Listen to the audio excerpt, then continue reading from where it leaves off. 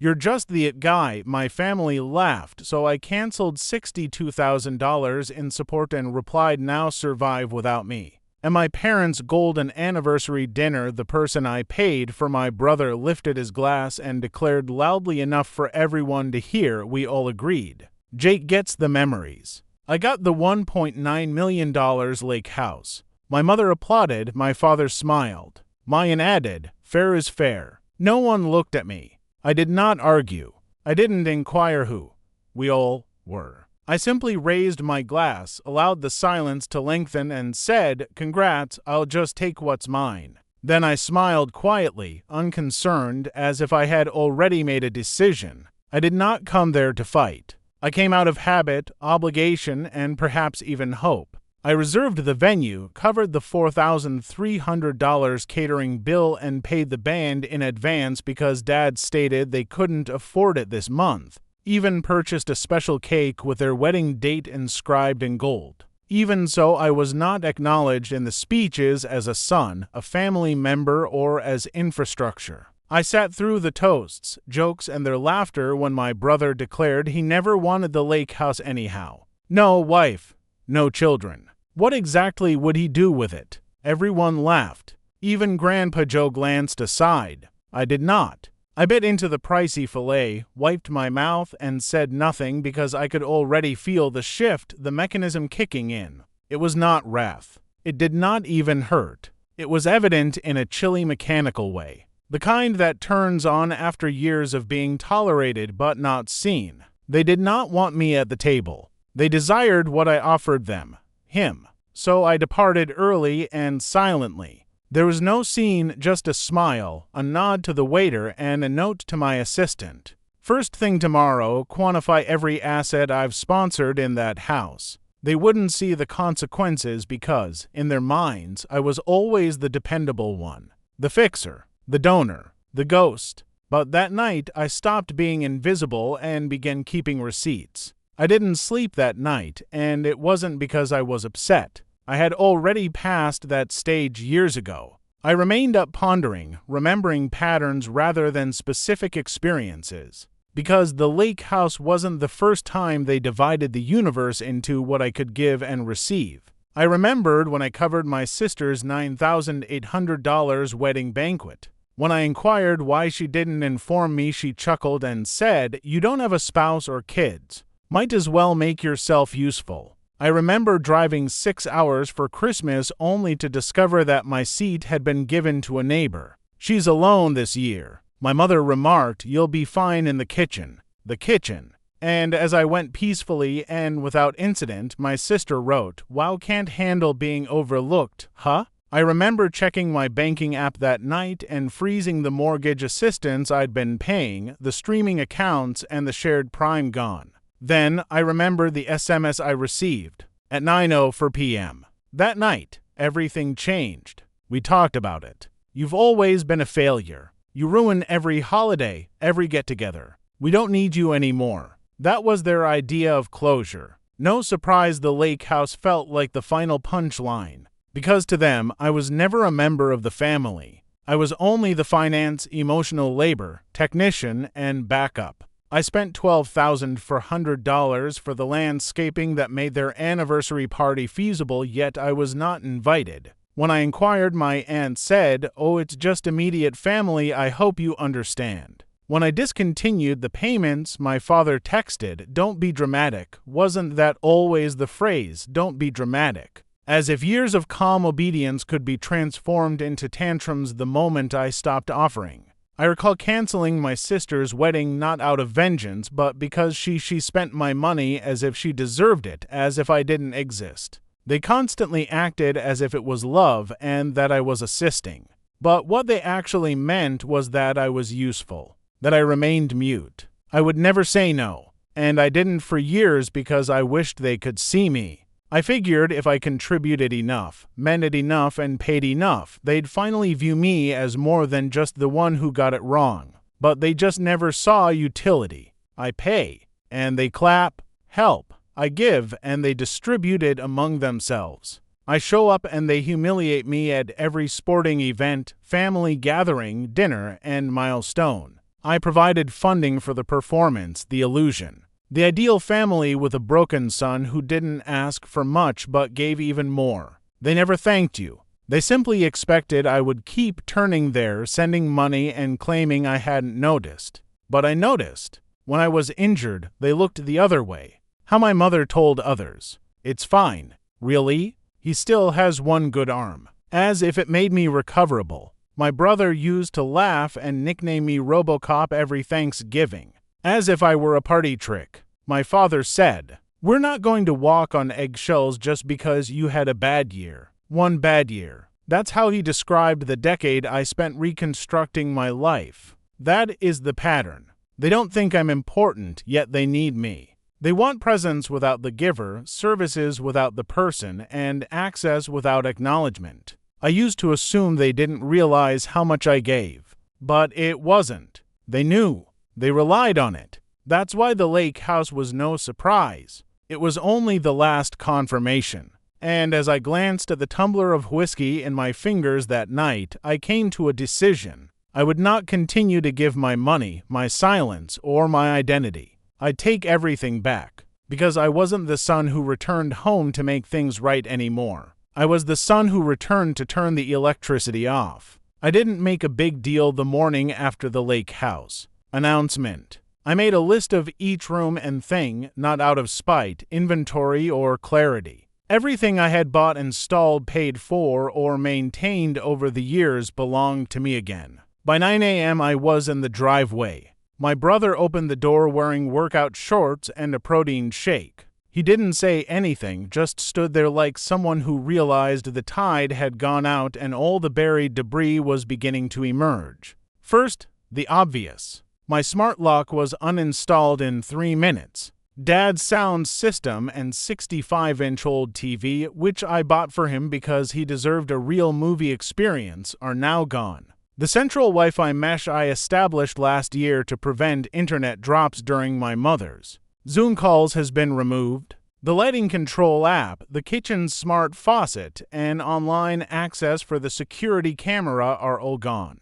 By lunchtime, the house felt foreign. Not because I had broken anything, but because I had removed infrastructure that they had no idea I had been maintaining. I was not malicious. I was precise. The thermostat lost its remote control. The refrigerator's touch panel went dead. Offline monitoring is carried out by the backup generator. Then came the financials. I opened the mortgage account, withdrew my cosigner information, and initiated the review. I knew the conclusion. They would not qualify for a loan following the refinancing I assisted them with 2 years ago. The phone then plans all 5 lines in my name. I transferred complete ownership. If they did not accept within 72 hours, the lines would shut down. I signed into the streaming services. I canceled each one. Netflix, Hulu, HBO, Amazon Prime, and even the common password manager are all gone. Their Amazon delivery is halted. Their password autofill failed. Their living room television displayed only static. My brother finally said something about 2 p.m. "This is crazy." I didn't respond. I simply unplugged the router and went out. Next, closed their company accounts. My parents' business has been relying on my company's infrastructure for over 10 years. Cloud backups, encrypted email, firewall control, and software licensing are all part of my enterprise platform, Form. Never charged them a penny. I opened the gateway and classed their profile to end it. Clean, professional, and final. I left them a message on the dashboard. This system was maintained at no cost for 11 years. As of today, it has been decommissioned. Thank you. They didn't realize how much they relied on me until everything stopped working. By 3:30 p.m., the clinic's main desk messaged me. "We're completely locked out. Please help." I did not respond. I forwarded it to a coworker telling him to charge the full emergency fee, then started the serious cleanup of the lake house. I never wanted it, but I had paid for half of the repairs. New dock, water filtration, and guest cabin upgrades were all from my accounts because I was only assisting. I extracted the invoices and highlighted each transaction. Then I contacted a lawyer. He did not even blink. You want to reclaim or recoup? He inquired. Both, I answered. He began composing a claim quietly and cleanly. No scandal, just facts. Then I returned to the house. The final sweep of the dining table cost $3,800. Mine is reclaimed. The patio chairs purchased on my card during a family emergency were loaded into the vehicle. The espresso machine I gave them for Christmas 2 years ago, which my mother said made her feel like someone finally acknowledged her, was wrapped in towels and carefully packaged. My brother attempted to block the passageway at one point. You're not taking the flooring, man. I merely smiled and continued walking, because I had my receipts. Literally. By dusk the house felt hollow, still intact but devoid of everything I had poured into it. There was only one thing left. The box. Old and wooden. Tucked in the back of the closet, they kept old photos and forgotten keepsakes. I opened it. Inside were cards I'd written over the years, messages, hospital bracelets, a dry corsage from my sister's high school dance, and a medal from when I had 2 hands. On top is a folded drawing I created when I was 7. My family. It said, stick figures or smiling, they had preserved it even after everything. I stared at it for quite a while. Then I closed the box and left it on the dining table, the only item I did not remove, because I didn't want memories. I desired space. I drove home that night and slept better than I have in years. No calls, texts, or guilt. Just silence. I finally understood. I had not wrecked the family. I had just connected myself from the machine that kept it operating. They didn't call immediately. Not the following morning. Not the day following that. The hush lasted for entire days. However, it was not tranquil. It was pressure, like a conduit bulging from the inside and about to burst. Then it did. Day 5, 8:17 a.m. I received the first group message from my mother, father, and brother. You're overreacting. This was a family decision. We thought you'd understand. This doesn't have to be permanent. Let's fix it. You're acting like a stranger. I did not respond. An hour later, my mother sent a separate message. I'm ashamed that you're trying to punish us instead of talking. This isn't you. You're not a monster. That was the tone, not apology or ownership, only denial, terror, and projection. They were not sorry. They were afraid. Because for the first time in years I had removed the net, the fallback, the repairer. By lunchtime, my voicemail was filled. My father left 2 identical texts back to back. Just call me, don't do anything stupid. What they meant by stupid was permanent.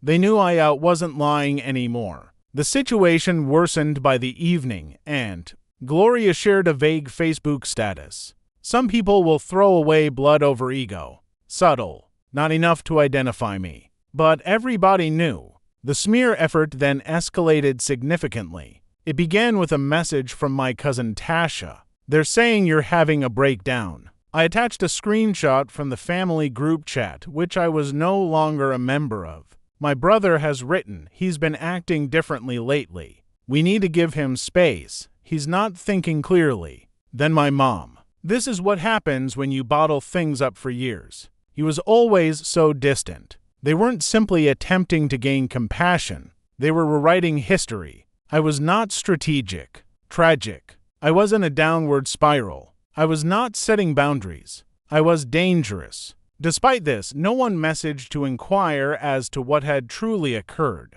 They simply thought that the old story remained true. The quiet brother, the awkward one, and the one they pitied. But I was not that person anymore. I was the hurricane they didn't expect. That night, I received a call from a band number. I almost didn't respond. It was Harper, my brother's girlfriend. Her voice shook. They're trying to bury you. She claimed she had overheard a conversation. My parents held a conference to discuss the exact phrases she used, and they drew together a timetable to make it appear as if I had been erratic for years, trying to portray the wedding cancellation, streaming accounts, and company systems as symptoms of mental degeneration. Not a strategy, not calculating.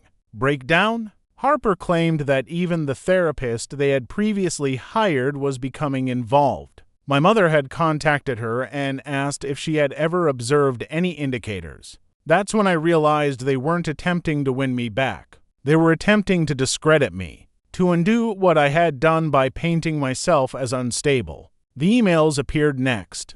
Two anonymous ones were sent to my job with vague claims, concerns about recent emotional shifts, and references to troubling behavior. I traced the IP addresses. One came from my parents' hometown library. The other is from a home ISP. I didn't need anything more. They were desperate, and desperate individuals cease covering their hands. But I did not answer. Not once. Not to messages, posts, or calls. I let silence speak for me, because I knew what would happen next. Confrontation. They did indeed turn up on Sunday afternoon. My mother, father, and brother were waiting at my door as if it were Thanksgiving and they were dropping off a pie. They did not ring the bell. Just 3 performers standing there waiting for their signal. I let them stand 4 full minutes before opening the door. We didn't invite them in. Did not smile, just said, "You have 5 minutes." My mother began crying immediately, not from anguish over exposure. She wasn't apologizing, she was cornered. She launched into a diatribe about family, misconceptions, and how quickly this had escalated. My father responded with his line, "You've always been intense, but this isn't you." My brother did not speak, just stood there, jaw tightened. I waited. Then I said this, "You're not here because you care. You're here because the power's off and you don't know how to live in the dark." Silence. Then I looked at my mother. "You let them say I was crazy." I looked at my father. "You watched it happen." I looked at my brother. "And you started it." That was the moment my brother broke. "You're throwing your own family away for what? Pride." Cried. I nearly laughed. I'm throwing you out for survival." They were not accustomed to this version of me. The one who did not flinch. The one who didn't require their approval to finish. My mother tried one last thing. "We're your family." And I stated it simply. Finally. "No, you were. Now you're just people I used to pay for." I then closed the door. They did not knock again. They did not yell. They just stood there, devastated and puzzled, recognizing that the system they had constructed around me had failed and that they had no idea how to reconstruct it without me. They did not expect me to go public. That was their final hope, that I'd remain quiet, that even if I took away the funds, systems, and support, I would still safeguard their reputation. They assumed I would remain in the shadows, that my quiet represented loyalty. It was not. There was restraint. So, I opened the vault. First, the post. A simple caption. For those asking why I went quiet, here's what silence was covering. Attached were screenshots of the group conversation in which my mother stated that he has always been unstable, my brother's message referring to me as a sunk cost, the canceled invoices I paid, and the defamation email tracked back to their network. I did not offer any commentary. No hashtags. There is no anger. Just facts. Within an hour, the message had received over 300 shares from friends, colleagues, and even distant relatives. Then I uploaded the second file, which was video footage from my doorbell camera. My mom is standing in my driveway. My father is behind her, throwing bricks, swinging branches, and screaming. The same people who claimed I was spiraling. The same people are screaming, "We gave you everything." I blurred my face. Not because I had to, but because I wanted the focus to be on the truth rather than retribution. Then came the last upload. A PDF named Receipts. It had bank records from payments I made for their mortgage, streaming, weddings, and tuition. Email confirmations include my signature authorizing home upgrades, travel, and business systems. Legal documents confirming that I had distanced myself from their debts. There are no edits, no interpretation, just reality. Then I closed my laptop. I didn't check for comments. I didn't wait for reactions, because the truth was not for them, him. It was intended for the people to whom they attempted to lie. By the evening, my inbox was filled with emails from old acquaintances, co-workers, even a few cousins. My cousin Tasha sent one message that stuck out. "You didn't destroy the family. You revealed it. Even better, a quote from my uncle's dental clinic assistant, so you were the one keeping it all running.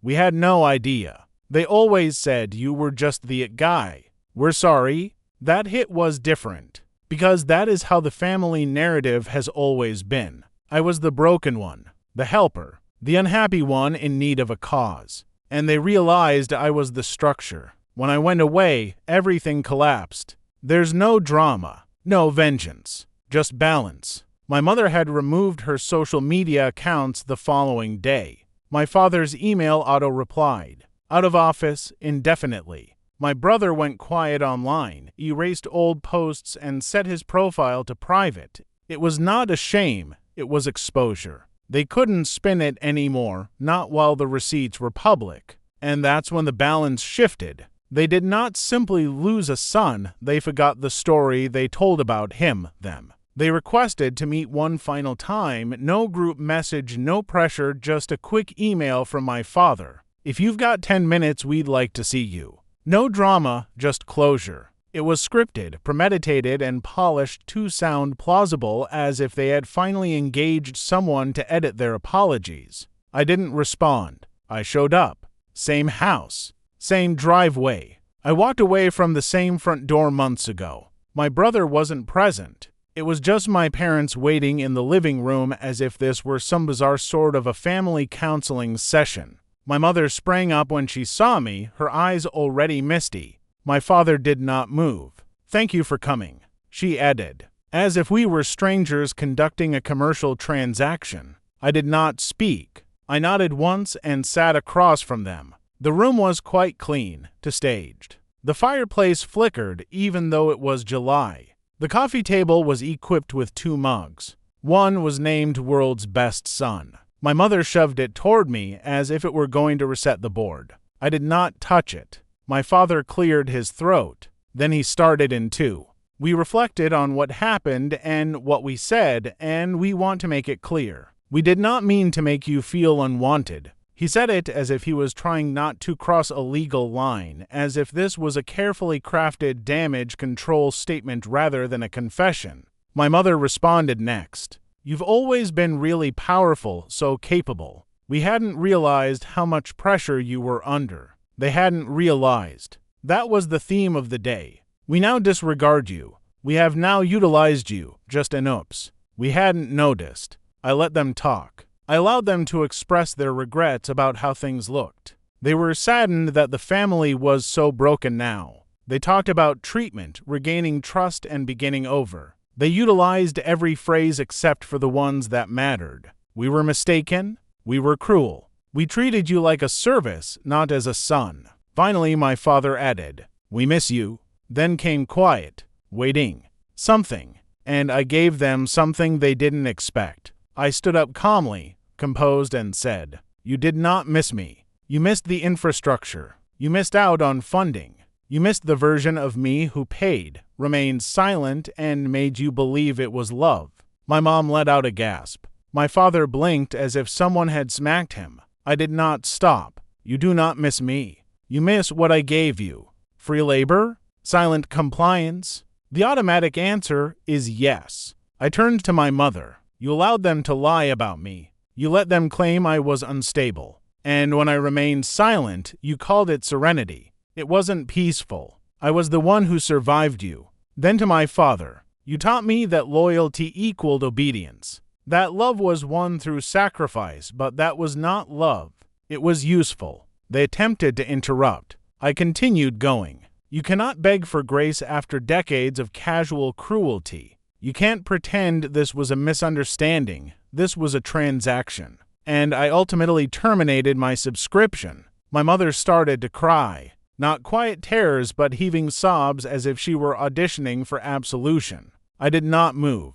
She muttered, but we're still your parents. And I said, you were. And you used that title like a credit card with no restrictions. It's now maxed out and you're responsible for the default. My father stood up. He appeared older than I remembered. Smaller, as if he had been deflated. He said one thing, his voice breaking. Is that it? Have you just finished? I stared him in the eyes. Number I was finished the night you gave away my seat for Hardwood Bargains. This question mark, I'm just turning off the lights. They had nothing left to say, and I did not wait for a goodbye. Bye. I stepped out past the framed images that were never updated. They kept the fireplace lit for show. Past the phony mug that read, World's Best Son. I closed the door behind me. Did not slam it. I just clicked it shut, like a story ending. That night, I received one final message from my mother. You will come to regret this one day. Family is forever. And I responded with the one reality they never expected. No. Family is something that one earns. And you returned it broken. I then blocked her number. Then I slept. There is no guilt. There's no noise. There's no weight on my chest. Because I did not just say no to them. I said yes to myself for the first time in 20 years. You've listened to my story. I hope she shocked you just like she shocked me. Subscribe to me because it will be the best support for me in this very difficult time. You've been on the Shocking Reddit Confessions channel.